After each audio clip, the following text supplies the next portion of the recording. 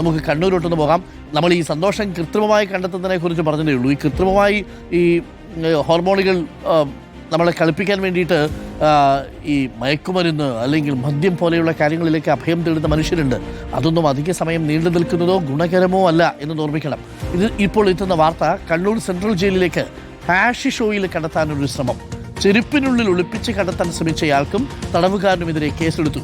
ജയിലിൽ നിന്നും conference call ചെയ്താണ് മയക്കുമരുന്ന് എത്തിക്കാൻ ആവശ്യപ്പെട്ടതെന്നും കണ്ടെത്തി.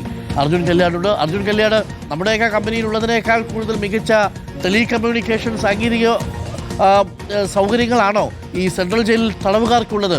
കോൺഫറൻസ് കോളൊക്കെ ഇട്ട് ഹാഷിഷ് ഓയിൽ ഓർഡർ ചെയ്യുക, അത് കടത്തിക്കൊണ്ടുവരാൻ ചില ഏജന്റുമാരെ ചെരുപ്പിൽ അത് കടത്തിക്കൊണ്ടുവരിക, അതിനൊടുവിൽ പിടിക്കപ്പെടുക. ഇതെന്താണ് സംഭവിക്കുന്നത്? Arjun, good morning, happy Uthradam.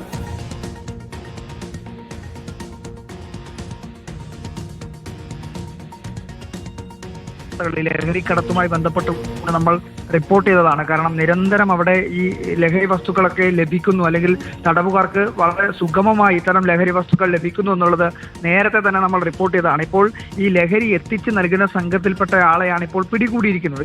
അതും സാധാരണ രീതിയിൽ പലപ്പോഴും അവിടെ നിന്ന് ബീഡിയും അതുപോലുള്ള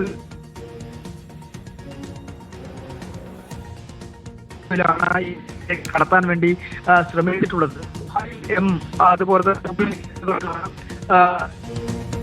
ഓക്കെ ഇപ്പോൾ അർജുൻ കല്യാണിന് ചെറിയ ശബ്ദത്തിൽ ചെറിയ തടസ്സമുണ്ടെനിക്കുന്നു. റേഞ്ചില്ലാത്തൊരു സ്ഥലത്താണ് അർജുൻ കല്യാട് നിൽക്കുന്നത്.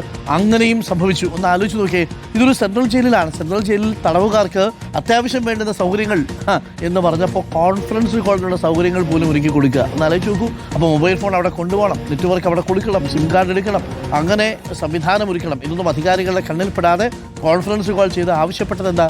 ഹാഷിഷ് ഓയിൽ വേണം എന്നാണ് ആവശ്യപ്പെടുന്നത്. ഒന്ന് ആലോചിച്ച് നോക്കൂ. എന്നിട്ടത് ചെരുപ്പിനുള്ളിലൂടെ കടത്തിക്കൊണ്ടുവരാൻ വേണ്ടി ഒരാളെ ഏർപ്പാടാക്കുകയും ചെയ്യുക. അങ്ങനെ കൊണ്ട് കണ്ടു. ഇല്ലെങ്കിൽ എന്ത് സംഭവിക്കും? ഓണക്കാല ഹാഷിഷ് ഓയിലൊക്കെ അടിച്ച് അകത്തിരിക്കുന്ന ചേട്ടന്മാർ വേറൊരു മൂഡിലായിരിക്കും. എന്ത് മൂഡ്?